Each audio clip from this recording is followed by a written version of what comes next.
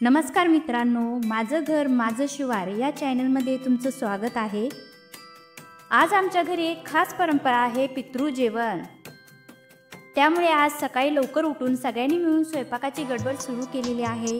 कणिक मळून घेतलेला आहे आणि पुरण पण तयार आहे। चला आता कणकेचा उंडा बनवून त्यात गोड पुरण भरून पोळी लाटून घेऊया। वर्षातून एकदा येणारे हे 15 दिवस म्हणजे पितृपक्ष। असं मानलं जातं की या काळात आपले पूर्वज आपल्या घरी येतात, आशीर्वाद देतात आणि आपण बनवलेले जेवण स्वीकारतात। आज नवमी आहे आणि आमचं महाळ आहे।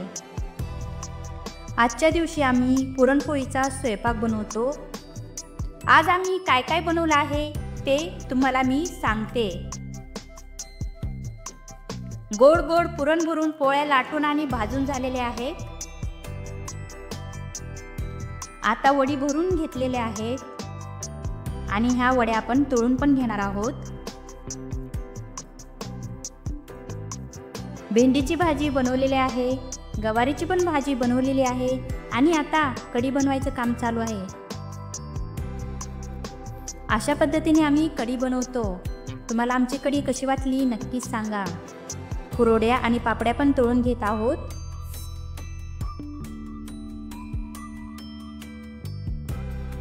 आमटी बनवायचं काम जोरात चालू आहे। खास आमटी जी खूप छान होते, कारण त्याच्यामध्ये डाळ शिजवलेलं पाणी टाकलेलं असतं आणि थोडी डाळ पण टाकलेली असती, त्यामुळे ही आमटी खूप छान लागते। कारलं पण तळून घेतलेलं आहे।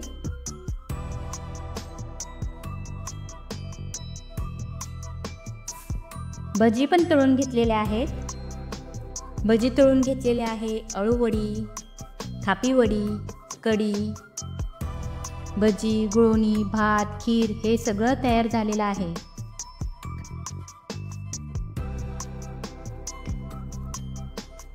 एवढ्या पदार्थांनी घर अगदी सणासारखं भरून गेले।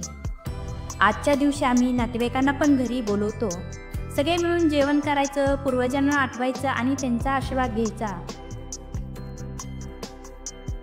हीच आपली घराची परंपरा, संस्कृती आणि मायाचा स्वाद आहे। तुम्हाला हा व्हिडिओ कसा वाटला ते नक्की कमेंट करून सांगा आणि हो, आमच्या माझं घर माझं शिवार या चॅनलला सबस्क्राईब करायला विसरू नका। आपण सगळे एकत्र येऊन आपली संस्कृती, परंपरा आणि चव जगाला दाखवूया। धन्यवाद। जय महाराष्ट्र।